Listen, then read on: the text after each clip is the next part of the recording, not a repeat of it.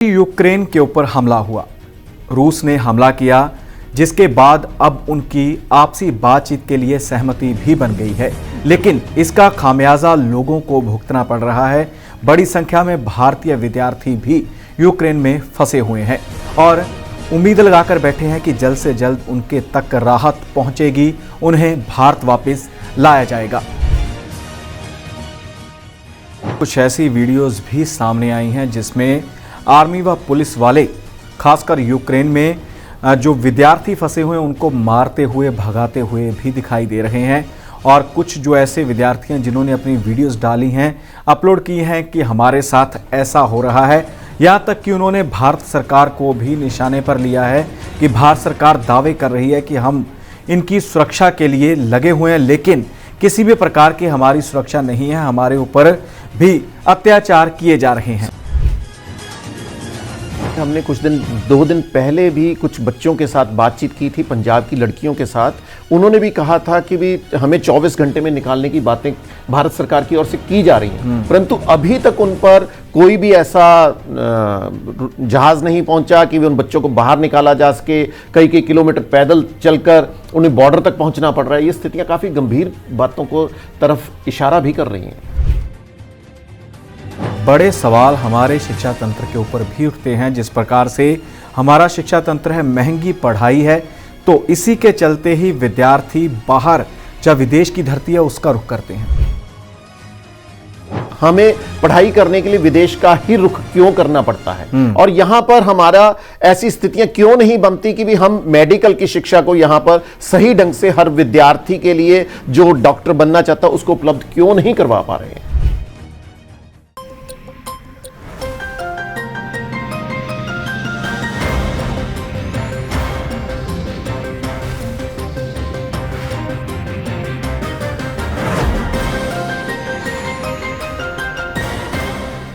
नमस्कार, D5 channel Hindi का खास कार्यक्रम खुलासा न्यूज का देख रहे सभी दर्शकों का मैं धर्मेंद्र संधू स्वागत करता हूं।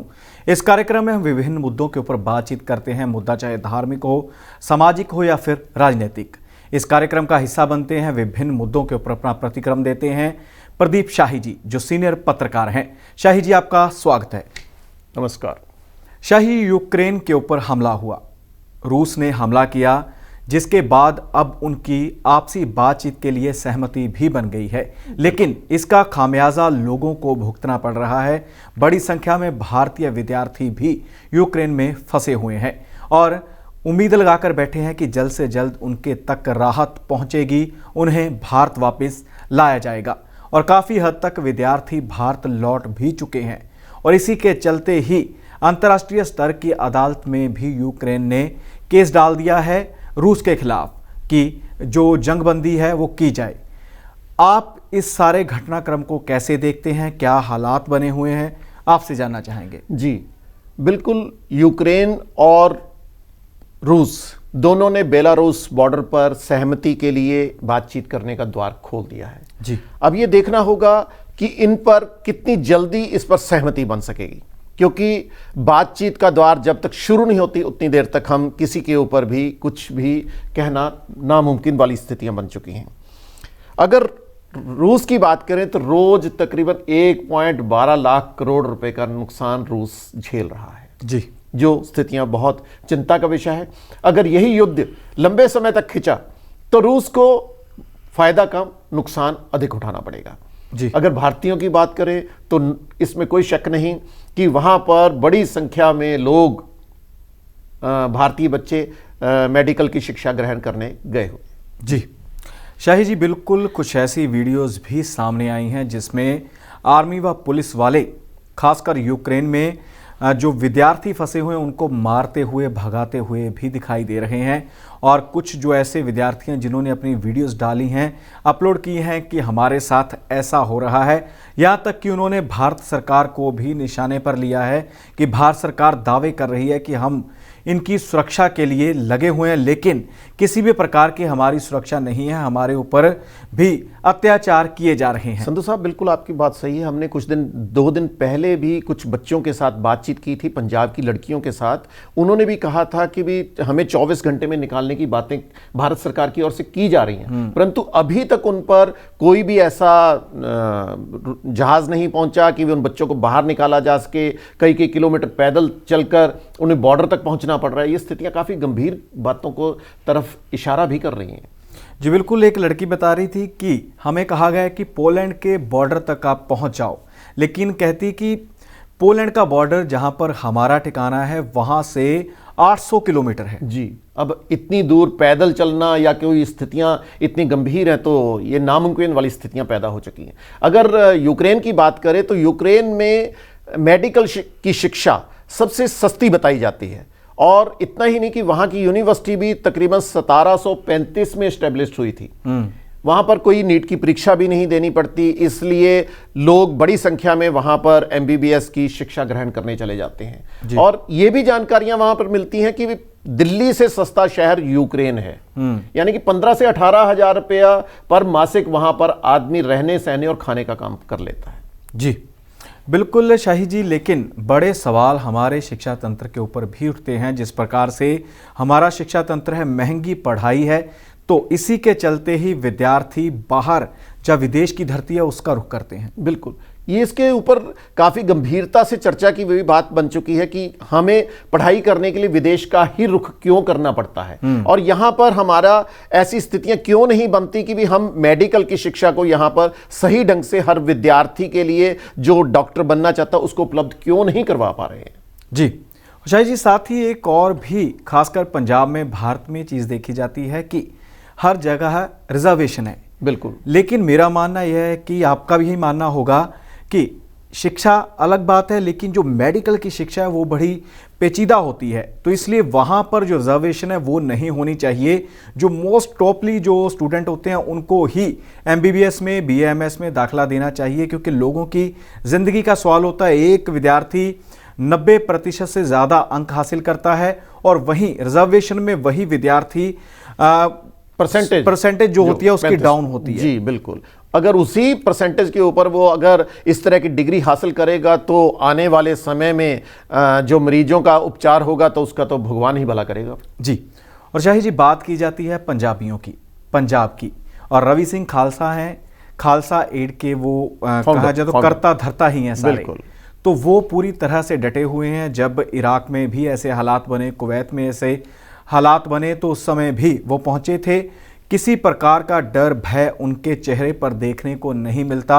अब भी वह यूक्रेन में डटे हुए हैं, लोगों को वो खाना मुहैया करवा रहे हैं, भोजन मुहैया करवा रहे हैं। जी, पोलैंड, मोल्दोवा, स्लोवाकिया और रोमानिया, इन 4 राज्यों में, 4 देशों में उनकी जो ये कह सकते हैं कि रवि खालसा की फौज, जिसको फौज ही का नाम दिया जा सकता है, कि वो वहां पर उपलब्ध करवा रहे हैं खाना, लंगर फ्री में। और सबसे खास बात है कि जैसे युद्ध छिड़ा था, पोलैंड से लगभग 12,000 से अधिक, 1,20,000 माफ करना, 1,20,000 से अधिक लोग पोलैंड छोड़कर भागने के लिए तत्पर हो गए। तो इनमें से 50,000 लोगों को फ्री लंगर वितरित भी किया जा रहा है। जिशाई जी, आपको यह भी बता दें कि शायद आपके ध्यान में एक खबर नहीं होगी, 2 ऐसे युवा हैं जो सबसे आगे आ गए हैं अपने रहमो कर्म के कारण, अपनी फराक दिली के कारण। उनमें से एक विद्यार्थी है, लड़का, उसने अपनी फीस जो उसने जमा की थी कि मैं अपनी शिक्षा के लिए भरूंगा, तो उसने अपनी उस फीस से ही लंगर लगा दिया है यूक्रेन में कि लोग भूखे ना रहें, डिग्री बाद में होती रहेगी, फीस बाद में भरते रहेंगे। और वहीं एक लड़की ऐसी है, भारत से संबंधित है, जिस घर में वो रहती थी जी, उस घर वालों के साथ उसका इतना लगाव हुआ कि उसके माँ बाप बोल रहे हैं कि तू वापस आ जा, तो वो कहती है कि इन छोटे बच्चों को, अपने मकान मालिक जिनके साथ वो रहती है, उनको छोड़कर मैं नहीं आ सकती, क्योंकि जब हालात सामान्य थे तो उन्होंने मेरी काफ़ी सहायता की थी। बिल्कुल, यहाँ पर एक चीज और भी देखने वाली बात बन गई संधू साहब, क्योंकि वहां पर अधिकतर लोग बंकर में छुपे हैं या मेट्रो रेलवे स्टेशन के निचली वहां पर अपना समय बिता कर ही गुजारा कर रहे हैं। सबसे खास बात है वहां पर पानी भी उपलब्ध नहीं है और खाने की तो सुविधाएं बिल्कुल नाम मात्र हो चुकी हैं। तो ऐसे में लंगर का फ्री लगना एक बहुत बड़ा प्रभु का आशीर्वाद ही माना जा सकता है कि वहां पर वह भगवान बनकर ही वहां पर ये सिख कम्युनिटी के लोग वहां पर पहुंचे हैं। जी शाही जी, बात करेंगे अहम खबर के ऊपर। वो है डेरा सच्चा सौदा के प्रमुख राम रहीम जी। उनकी पैरोल आज समाप्त हो रही है। आज उनको सरेंडर करना पड़ेगा, आत्मसमर्पण फिर से करना पड़ेगा, जेल जाना पड़ेगा। जी, 21 दिन के लिए पैरोल मिली थी डेरा सच्चा राम रहीम को। उसके बाद उनके ऊपर खालिस्तान की ओर से कुछ अटैक करने की बातें सामने आई, जिसके चलते हरियाणा सरकार ने उन्हें Z+ सिक्योरिटी भी देने का फैसला किया और दे भी दी गई। इसमें खास बात एक और भी संधू साहब रोचक चीज सामने आई थी कि वहां के गृह मंत्री अनिल विज ने कहा था कि उनके पास ऐसी कोई फाइल ही नहीं पहुंची जिसमें Z+ सिक्योरिटी देने की बात कही थी। तो ये हैरानी की बात है कि भी किस तरह से बिना फाइल के ही डेरा सच्चा सौदा राम रहीम को Z+ सिक्योरिटी प्रदान की गई। बिल्कुल शाही जी, इससे पहले भी जब वो पैरोल पर बाहर आए थे, 1-2 दिन के लिए उनको बाहर लाया गया था, उनकी जो तबीयत नासाज थी, तो इसी के चलते उनका सरकारी अस्पताल की बजाय प्राइवेट अस्पताल में इलाज करवाया गया था जी। और तब भी उनकी ये जो कार्रवाई थी पुलिस की, सरकार की, वो कटघरे में आकर खड़ी हो गई थी कि इस प्रकार किसी कैदी को, किसी हवालाती को जो सजा याफ्ता है, उसे सबसे पहले सरकारी अस्पताल में ले जाया जाता है, एम्स में ले जाया जा सकता था, लेकिन उसे मेदांता में ले जाया गया। वो भी एक तरह से जो कानून था उनका उल्लंघन हुआ था। अब यही देखना होगा कि आज उनकी किस दिन की पैरोल खत्म हो रही है, यानी कि फरलो खत्म हो रही है। अब वो कितने बजे कैसे वहां पर अपना सरेंडर करेंगे, इसके ऊपर हमारी नजर बनी रहेगी। शहीद JP नड्डा जी भाजपा के राष्ट्रीय अध्यक्ष हैं, बिल्कुल। उनका ट्विटर हैंडल भी हैक हो चुका है जी। और सबसे खास बात है कि JP नड्डा के ट्विटर हैंडल पर क्रिप्टो करेंसी की भी जानकारियां मिल रही हैं। सबसे खास बात है, इससे पहले भी प्रधानमंत्री मोदी, चौटाला और कई बड़े, राहुल गांधी, ऐसे लोगों के भी ट्विटर अकाउंट हैक करने की बातें सामने आई थी। जी शाही जी, बात करेंगे किसानी से जुड़ी हुई। जी, किसान आंदोलन चला, भाजपा को कृषि कानून वापस लेने पड़े तो किसान आंदोलन समाप्त हुआ। इसी के चलते देश के प्रधानमंत्री नरेंद्र मोदी ने कहा था कि हमारा लक्ष्य है कि 2022 तक किसानों की आय दुगनी हो जाएगी, लेकिन इसके उल्ट उनका गुजारा भी मुश्किल हो चुका है। 2022 के भी 2 महीने बीतने वाले हैं, बीत चुके हैं। आज 28 है तो कल तीसरा महीना शुरू हो जाएगा मार्च का। तो इसी के चलते ही जो कीटनाशक हैं, खाद है या अन्य दवाइयां हैं जो खेती में काम आती हैं, उनके भाव 1 साल में ही 2 गुना हो गए हैं। बात की जाए खाद की तो कैल्शियम नाइट्रेट होती है, वो पहले मिलती थी 2200 रुपए की 50 किलो जी। उसके एक ही साल में दाम हो चुके हैं 2700 रुपए, यानी 500 रुपए तो एक थैले के ऊपर बढ़ चुके हैं।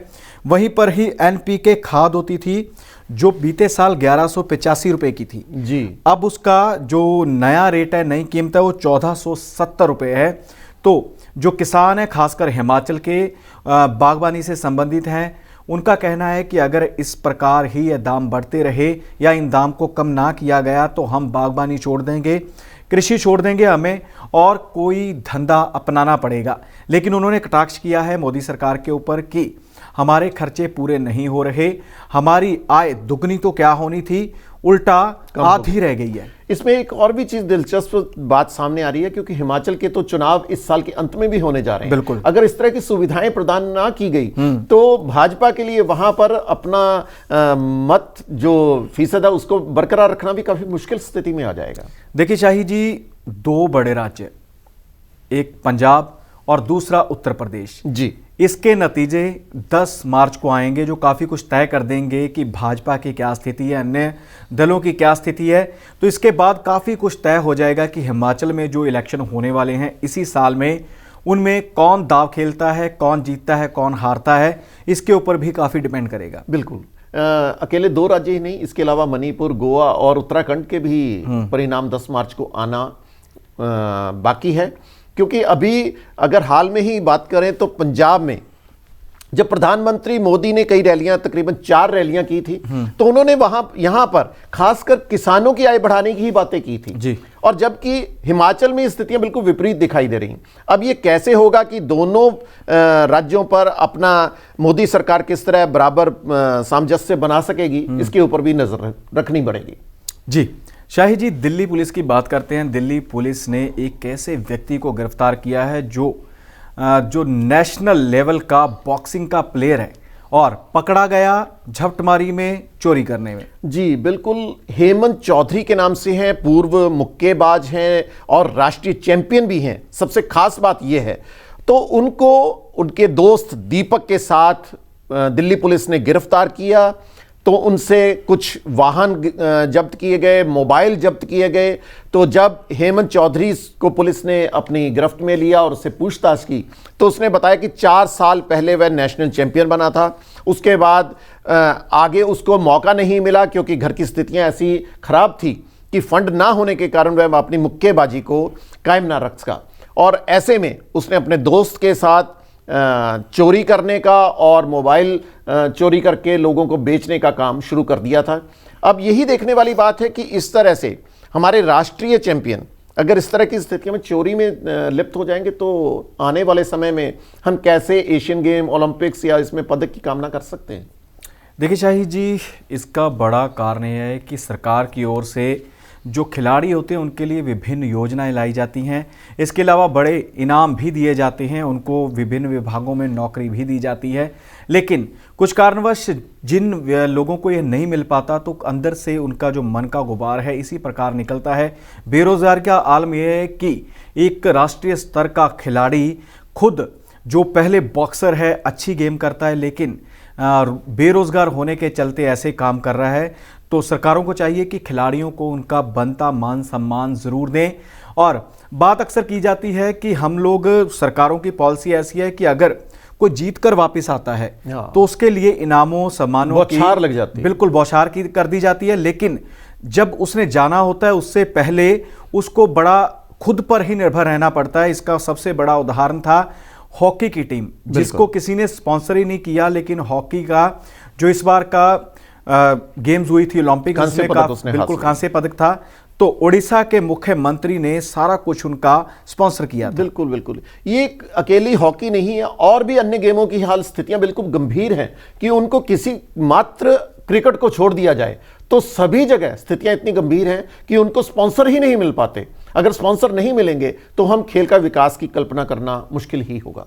जी शाही जी, साथ ही जाते जाते बात करेंगे काशी विश्वनाथ मंदिर की।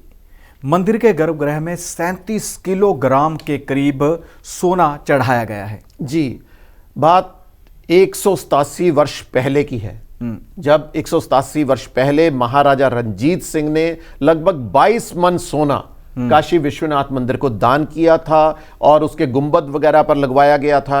अब 187 साल के बाद तकरीबन 37 किलो सोना ग्राम मंदिर के गर्भगृह की दीवारों पर लगाने का फैसला किया गया है और इसकी काम की शुरुआत हो भी चुकी है। इसमें से लगभग 23 किलो सोना तो गुंबदों के ऊपर और अंदर दीवारों के ऊपर लगा भी दिया गया है। कुछ पिलर्स के ऊपर भी तकरीबन 20 किलो से अधिक सोना लगाने की योजना बनाई गई है। यहां पर यह बता दें कि उसके ऊपर चांदी की ही पत्रें चढ़ी हुई थी, अब उसके ऊपर सोने की पत्रें चढ़ाने का फैसला कर दिया गया। जी शाही जी, आप कार्यक्रम का हिस्सा बने, विभिन्न मुद्दों के ऊपर बातचीत की, आपका बहुत बहुत धन्यवाद है। जी दर्शकों, कल इसी प्रकार विभिन्न खबरों के ऊपर चर्चा लेकर फिर हाजिर होंगे। फिलहाल इजाजत दीजिए, धन्यवाद।